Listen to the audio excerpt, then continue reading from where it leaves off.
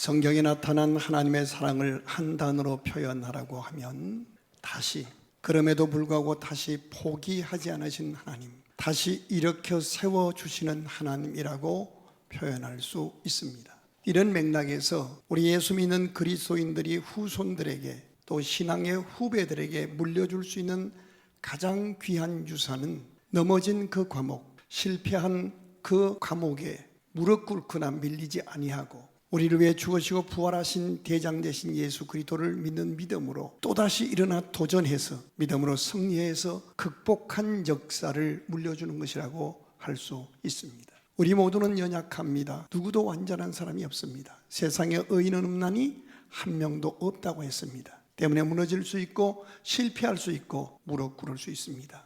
하지만 우리는 실패자 아닙니다. 우리 위해 죽으시고 부활하시고 우리 위해서 천국을 예비하시고 성령으로 우리와 함께 하시는 그 주님이 언약하신 언약을 붙잡고 성령의 감동과 감화와 나타나심을 덧입고 일어나야 할 하나님의 사람들입니다.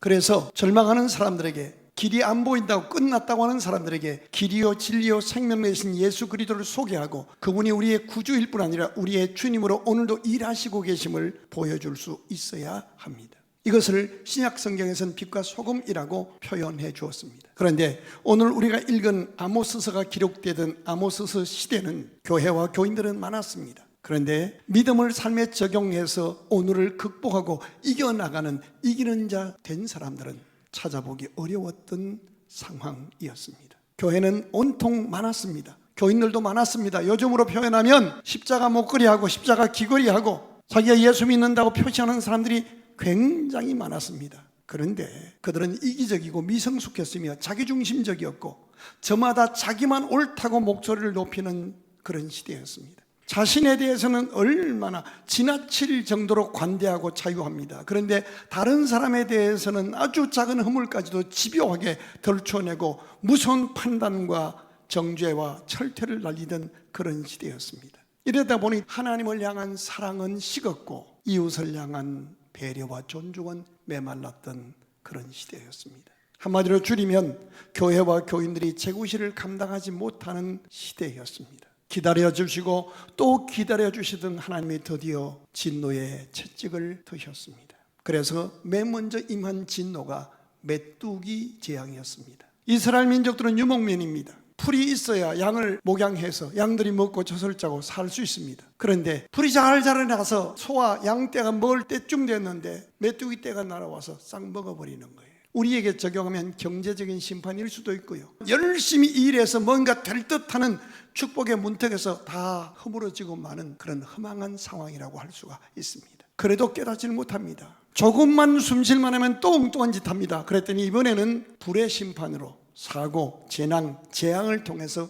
하나님의 심판이 집행되는 것이 오늘 아모스 시대의 배경입니다. 그래서 하나님의 심판이 시작된 정도가 아니라 풀을 다 먹어버리는 메뚜기 재앙이 임해서 이제 소망이 다 메말버린 절망의 상황에 이르렀습니다. 이 정도 되면 하나님 원망하고 팔자 타령할 만한데 이때 아모스라는 믿음의 사람이 하나님 앞에 엎드려서 기도하기 시작합니다. 그 기도는 자신을 위한 기도가 아니라 심판받고 있는 다른 사람을 위한 기도입니다. 이것을 우리는 중보기도라고 말합니다. 이 아모스라는 사람의 중보기도 한마디를 하나님이 들으시고 집행하시던 심판을 멈추십니다. 본문 7장 2절과 3절 같이 읽겠습니다. 메뚜기가 땅의 풀을 다 먹은지라 내가 이르되 주 여호와여 청하건대 뭐하소서 용서하소서. 야곱이 미약하오니 어떻게 쓰리까며 우리 같으면 어떻게 반응할 수 있을까요? 이렇게 할 수 있을 겁니다. 하나님, 저 사람 매맞아 마땅합니다. 더 확실하게 짓밟아 주세요. 이렇게 정죄할 수 있습니다. 그런데 아모스는 그렇게 정죄하지 않습니다. 하나님 용서해 주세요. 저는 야곱 같은 사람입니다. 맞습니다. 하나님이 용해 먹고 사는 사람입니다. 하지만 하나님이 용서해 주세요. 하나님이 진노하시면 저는 설 수가 없습니다 라고 사랑으로 중보기도 했더니 하나님이 여호와께서 이에 대하여 뜻을 돌이키셨으므로 이것도 이루지 않았다. 집행되는 심판을 멈추신 거예요. 이 시대에 필요한 사람은 조목조목 타인의 잘못을, 타인의 허물을 찾아내고 판단하고 지적질하는 사람이 아니라 안고 기도해 주는 사람입니다. 이 믿음의 사람 아모스의 기도와 섬김으로 하나님의 용서가 임하고, 용서만 임하는 것이 아니라 하나님의 때가 되었을 때 그들에게 하나님의 복이 임한 것이 오늘 본문 배경입니다. 주보를 함께 보실까요? 오늘 설교 제목이 어떻게 나와 있는지 같이 읽어요. 시작. 그날을 향해 기도하고 기대하라. 어느 한 가문의 어느 한 공동체에 한 사람만 하나님의 사랑과 하나님의 언약을 믿고 중보 기도하는 사람, 포기하지 않는 사람 한 사람만 있으면 하나님은 반드시 때가 되면 그를 위하여 예비하신 하나님의 응답을 허락하시는 하나님입니다. 우리 눈에는 아무리 우습게 보이고 당장 매맞고 있고 매맞아야 할 사람이라 할지라도 하나님은 그를 위해 죽으셨고 그를 위해 부활하셨고 그를 위해 천국을 예비하셨으며 그가 이 도시로 살 수 있도록 이끄신 하나님은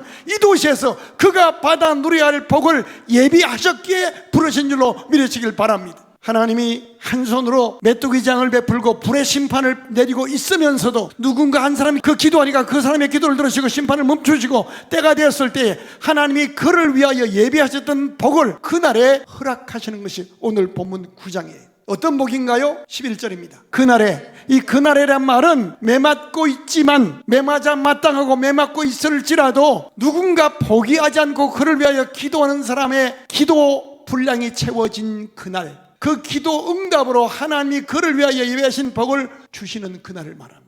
첫 번째 복이 뭐예요? 내가 다윗의 무너진 장막을 일으키고 그것들의 틈을 막으며 그 허물어진 것들을 일으켜서 옛적과 같이 세우고. 다윗의 천막은 몇 년에 걸쳐서 지은 어마어마한 왕궁입니다. 그런데 하나님의 눈에 비친 인간이 세운 왕궁은 무너진 천막과 같다는 겁니다. 또 다른 의미가 있습니다. 다윗의 천막, 연약한 삶이었고 다윗도 범죄했었습니다. 하지만 그가 회개하고 하나님 앞에 예배 드릴 때 그의 예배를 하나님이 받으시고 예배를 통해서 하나님의 은혜와 위로와 치유와 하나님의 비전과 감당할 은혜와 능력을 부어주셨습니다. 여기 다윗의 천막이라고 표현하는 것은 예배의 은혜와 축복, 영광을 말합니다. 그런데 무너진 천막이란 말은 예배의 은혜와 축복과 영광을 빼앗긴 상실한 성도의 외로움과 허허로움과 절망한 상태를 말합니다.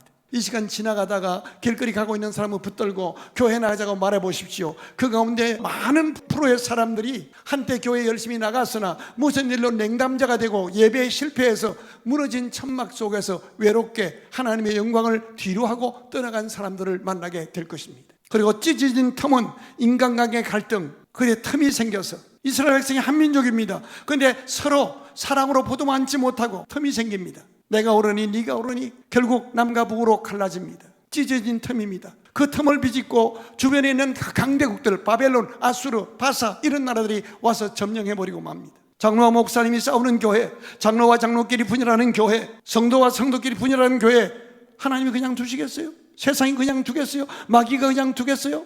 그 틈을 비집고 들어와서 자기들의 왕국을 이루고 말 것입니다. 문제는 그렇게 무너지고 찢어진 틈이 되어서 연약하게 무너진 천막, 찢어진 틈이 생긴 그 민족을 하나님께서 다시 일으켜 세우시며 그 찢어진 틈을 회복시켜 주시겠다는 겁니다. 내가 그날에 누군가 한 사람만 포기하지 않고 중보기도하는 사람이 있으면 하나님의 때가 되면 반드시 무너진 장막을 일으켜 주시고 틈을 막아 주시고 옛적과 같이 세워 주시겠다는 겁니다. 회복의 은혜를 말합니다. 오늘 첫 번째 기도 제목입니다. 주여, 내가 이 교회에서 내 삶에 무너진 것이 회복되는 은혜를 입게 하옵소서. 어떻게 하시겠다는 거예요? 12절을 보실까요? 그들이 에돔의 남은 자와 내 이름으로 일컫는 만국을 기업으로 얻게 하리라. 이 일을 행하시는 누구라? 여호와라. 하나님은 하실 수 있다는 거예요. 우리는 서로 갈등 생겨서 싸우면 회복이 안 됩니다. 끝까지 내가 옳다고 그럽니다. 저 사람이 반성하면 내가 받아주겠다고 끝까지 자기의 높아진 것을 내려놓지 않습니다. 그러나 하나님이 행하시면 됩니다. 어떻게? 옛적과 같이 세우고 서로 한민족으로 사랑하던 아름다웠던 지난날의 삶을 회복시켜 주시겠다는 거예요. 창세기 33장에 보면 야곱과 에서가 야곱이 성질급한 형을 속여서 형의 장자권을 빼앗아서 도망가잖아요. 그리고 수십 년이 흘러가요. 그 수십 년 동안 야곱은 외삼촌 집에 가서 거부가 되어서 부자가 돼서 돌아옵니다. 그런데 자기 장자권을 빼앗겼던 사기당했던 형은 이를 걸고 몇백 명의 군사를 길러서 동생 오면 죽여버리겠다고 이를 걸고 있습니다. 그런데 하나님이 야곱의 약복각 나루트의 기도를 통해서 서로 화해하게 만듭니다. 죽여버리겠다고 했던 형이 돌아오는 동생의 목을 어긋맞게 안고 웁니다. 그때 야곱이 눈을 들어서 얼굴을 들어서 형의 얼굴을 본 그 구절을 이렇게 표현합니다. 창세기 34장 4절과 10절을 보면 내가 형님의 얼굴을 배운 적 하나님의 얼굴을 배운 것 같다고 고백하고 둘이 어금맞게 안고 웁니다. 인간은 화해할 수 없지만 우리 위에 죽으시고 성령으로 오신 성령은 역사하셔서 우리를 하나 되게 하십니다. 목사님 다 되는데요, 내 동생 그놈하고는 안 됩니다. 그러지 마세요. 성령이 하시면 됩니다. 뿐만 아니에요. 12절을 다시 한번 보면요, 그들이 에돔의 남은 자와 내 이름으로 일컫는 만국의 기업을 얻게 하리라. 이 말이 무슨 말인가 하면요, 에돔이 누굽니까? 이스라엘의 왼수였습니다. 대대로 끈질기게 자기 민족을 괴롭혔던 원수입니다. 옆구리 가시 같았던 족속이에요. 오바다서에 보면 바위 틈에 거하는 아주 성공한 다음에 자기 성공을 근거로 나를 끊임없이 괴롭히는 왼수 같은 사람입니다. 그런데 그 에돔과도 함께 일할 수 있도록 하나 되게 하신다는 거예요. 화목해지면 그 다음에 따라오는 복이 있습니다. 화목되지 않으면 절대로 이 복은 임하지 못합니다. 어떤 복인가요? 13절입니다. 여호와의 말씀이니라. 보라, 날이 이럴지나 그때에 파종하는 자가 곡식 추수하는 자의 뒤를 이으며 포도를 밟는 자가 씨 뿌리는 자의 뒤를 이으며 산들은 단 포도주를 흘리며 작은 산들은 녹으리라. 무슨 뜻이에요? 기회가 연속되는 축복을 말합니다. 거두자마자 또 심게 하시고요, 또 심자 또 꽃이 피고 또 거두게 하십니다. 나는 이 기회가 연속되는 이 넘치는 축복이 여러분의 삶에 있기를, 이 약속 붙들고 기도하고 기대하기를 주의 이름으로 축원합니다. 건축하는 사람이 봄에 한 건 했습니다. 근데 가을에 또 준공이 끝나자마자 다른 사람이 옆에서 지켜보고 있다가 김 사장 정말 건축 제대로 하네, 우리 것도 해줘. 또 했는데 또 계속 이어지는 것을 말해요. 이게 제 기대가 아니라 하나님이 주신 약속이에요. 어떤 사람에게 완벽하게 헌신하고 충성하고 봉사했던 사람이 아니에요. 매 맞아 마땅했던, 매 때리고 있던 사람들에게 누군가가 포기하지 않고 기도하면 하나님이 이 복을 주시겠다는 거예요. 이 풍성한 하나님의 축복이 당시 죄범하고 교만하게 살았던 그 백성에게 때가 되었을 때 임하는 축복이라 이 말씀이에요. 그렇다면 오늘 저와 여러분에게도 동일하게 적용되는 약속임을 기억하고 기회가 흘러넘치는 축복을 사모하고 기대하고 받아 누리는 우리가 되기를 주의 이름으로 축원합니다. 자, 하나 더 볼게요. 14절 보세요. 내가 내 백성 이스라엘이 사로잡힌 것을 돌이키리니 그들이 황폐한 성읍을 건축하여 거주하며 포도원들을 가꾸고 그 포도주를 마시며 과원들을 만들고 그 열매를 뭐하리라? 먹으리라. 이 그 열매를 먹으리라, 이 히브리어 원문은 함께 먹으리라, 함께 먹으리라. 하나님이 주신 복 가지고 나만 먹고 떨어지는 것이 아니라 많은 사람을 하나님께로 인도하고 함께 먹는 그런 축복을 나누는 삶을 말하는 거예요. 요한복음 4장에 보면 예수님께서 어느 날 수가라는 동네에 가셨다가 우물가에 물길로 나온 아주 예쁜 여자한테 전도를 합니다. 이런저런 전도하시다가 하시는 대화 가운데 마지막 부분에 이런 대화가 나와요. 이는 씨 뿌리는 자와 거두는 자가 함께 즐거워하게 하려 함이니라. 무슨 뜻인지 아세요? 여러분, 우리 교회에 오셔서 말씀 붙잡고 기도하여 응답받아서 축복의 기회가 계속되어서 넘치는 축복 받는 것도 중요한데요, 하나님이 주신 복을 내가 누릴 뿐 아니라 그 어떤 과목의 복을 가지고 전도하고 낙심한 사람을 회복시켜서 내가 위하여 기도해주고 내가 전도하고 내가 찾아가서 격려한 그 사람이 회복되어서 나와 함께 하나님 앞에 나와서 함께 예배하고 나와 함께 선한 사업에 봉사하고 헌신할 때 그것이 바로 열매를 나누는, 함께 먹는 기쁨이라 이 말이에요. 신앙생활을 30년 40년 해서 장로 권사가 되었음에도 한 명도 전도하여 함께 예배 나와서 식사 대접하고 기쁨, 함께 먹는 기쁨이 없고, 권사가 되어서 30년 예수 믿었는데도 한 명도 낙심한 자를 위로하고 격려하여 세워서 함께 식사하는 열매를 나누는 기쁨이 없다면 얼마나 드라이한 신앙이 되고 말겠어요? 아닙니다. 하나님이 우리를 다시 회복시켜 주시고 기회를 주셔서 넘침으로 그 복을 가지고 나누는 은혜가 있기를 주의 이름으로 축원합니다. 그런데 제일 중요한 축복이 있습니다. 14절을 다른 각도에서 한번 보겠습니다. 시작. 내가 내 백성 이스라엘이 사로잡힌 것을 돌이키리니 그들이 황폐한 성읍을 뭐하며? 건축하여 거주하며 포도원들을 가꾸고 그 포도주를 마시며 과원들을 만들고 그 열매를 먹으리라. 무슨 뜻인가 하면 황폐한 성읍들, 실패했던 성읍이에요. 근데 그것을 다시 건축하고 거주하게 하겠다는 거예요. 그리고 다시 포도 심고 꿈을 꾸고 인내하며 열매를 거두게 하겠다는 거예요. 무너진 그 과목, 실패했던 그 과목을 기죽지 않도록 다시 하나님이 도전할 마음과 용기와 믿음과 담력을 주셔서 무너졌던 황폐했던 그 현장을 떠나지 않고 다시 회복하고 그곳에 다시 꿈을 가지고 포도 심고 기대하고 기다리고 열매를 맺게 하시겠다는 거예요. 많은 경우 사람들이 기다림의 은혜를 모릅니다. 직장이나 교회나 가정에서 시험 든 사람의 공통점이 뭔가 하면 기다릴 줄을 몰라요. 적시적시 자기가 인정받기를 바라요. 아니에요. 기다림이 필요해요. 포도를 심자마자 그 다음날 수확하는 거 아니잖아요. 한 계절이 지나가야 돼요.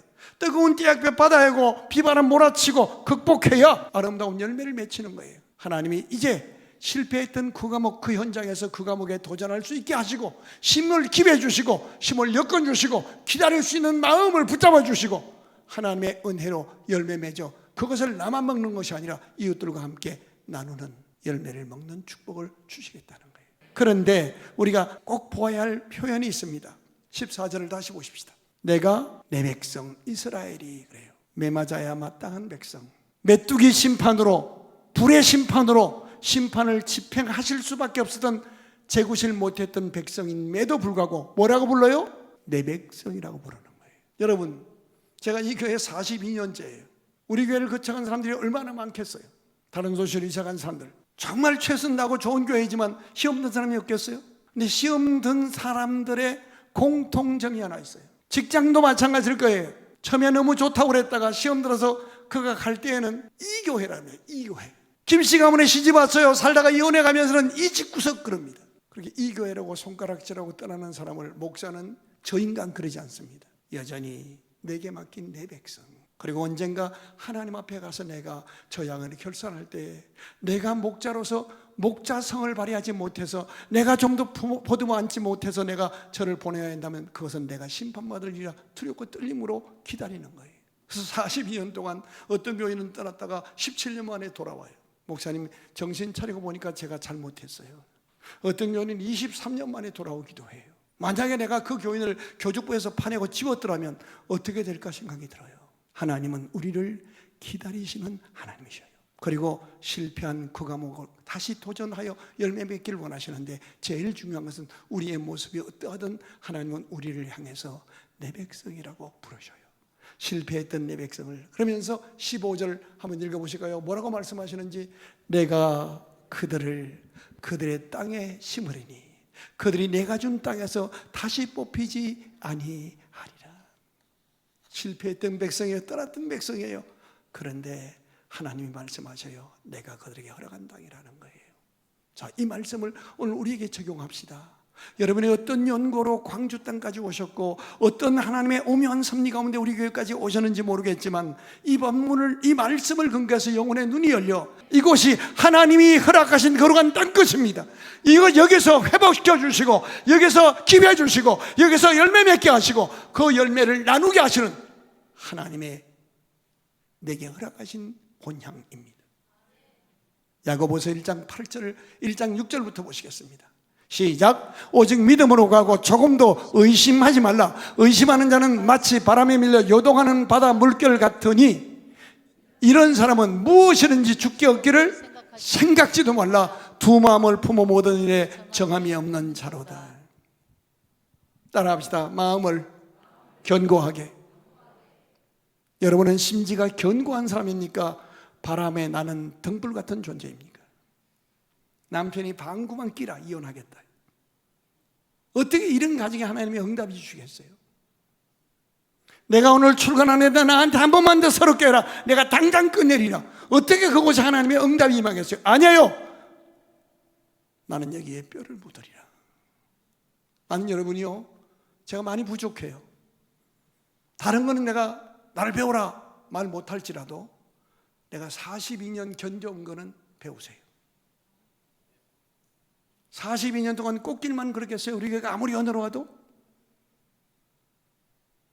42년 목회하면서 얼마나 많은 비바람이 있고 얼마나 많은 고비가 있고 연단이 있었겠어요. 묵묵히 이기며 견뎠기에 우리 교회가 존재하는 거예요. 여러분이 여기 와 계신 거예요. 심지가 견고한 사람 되어 어떻게? 이곳이 하나님이 내게 주신 땅이다. 믿으시면 아멘. 이제 이 거룩한 땅을 회복하십시다. 마음에 안 드는 이웃도 하나님이 주셨습니다. 마음에 안 드는 형편, 이것도 오묘하신 하나님의 섭리 가운데 나를 더 복되게 하시고 더 깨끗한 정금 같은 믿음의 그릇 만드시려고 하나님이 주신 선물임을 이제는 알아야 합니다. 우리가 처한 현실, 우리가 살고 있는 이 도시, 하나님께서 주신 거룩한 땅입니다. 이것을 믿으신다면 이제 기죽을 이유가 없습니다. 원망이나 불편할 시간이 없습니다. 이제 약속 붙들고 의연히 일어나서 예배의 영광을 회복하십시다. 예배가 살아있으면 누구와도 화목하게 하십니다. 성령이 역사하십니다. 하나님이 일하십니다. 누구와도, 나와 잘 안 맞는 사람과도 에돔과도 동역하게 해 주십니다. 그리고 때가 되면 기회를 열어주셔서 계속 열리는 축복으로 누림의 은혜를 갖게 하십니다. 그러나 우리가 꼭 보아야 할 한 가지가 있습니다. 14절을 다시 보십시오. 내가 내 백성 이스라엘이 사로잡힌 것을 돌이키리니 그들이 황폐한 성읍을 거주하며 포도원을 가꾸고 포도주를 마시며 과원들을 만들고 그 열매를 먹으리라. 이게 평문으로 되어 있지만 타이밍이 다 있다는 거예요. 포도를 심어야 할 때가 있고요, 포도 싹이 자라날 때가 있고요, 포도 열매 맺을 때 가꾸고 추수해야 할 때가 있는 거예요. 다른 말로 바꾸면 심는 사람이 있고요, 거름 주고 가꾸는 사람이 있고요, 포도를 수확하는 사람이 있고요, 포도를 포도주로 만드는 사람이 있는 거예요. 우리 각 사람이 타이밍이 틀려요. 그래서 왜 하나님은 나한테 이런 거 안 주냐고 그러지 마세요. 나에게 가장 온전한 것으로 가장 적절한 때에 일하시는 하나님을 믿으시길 바랍니다. 제발 다른 사람 간섭하려고 하지 마세요. 다른 사람 판단하려 하지 마세요. 오늘 내게 주어진 그 일을 감사하며 살아있음을 감사하고 일할 수 있음을 감사하고 갈등할 이웃이 있음도 감사하고 미워할 이웃이 있음도 감사하고 주여 침착하게 때를 기다려 타이밍을 조절하시는 하나님, 가장 좋은 것으로 안겨주시는 하나님을 기대하며 오늘 내가 아모스처럼 위하여 기도하는, 중보기도하는 그 사람 되게 해주시고 나의 기도로 회복의 은혜, 기회를 연속적으로 열어주신 은혜, 열매 맺어 누릴 뿐 아니라 나누며 함께 열매를 맺는 그 아름다운 부흥의 씨앗으로 신앙의 대장부로 그리스도의 좋은 군사로 쓰임받는 축복의 문을 열어가는 부흥의 씨앗으로 살아가게 하옵소서. 이 다짐, 이 고백, 이 결단이 이 아침에 우리 모두의 결단과 도전이 되기를 주의 이름으로 축복합니다.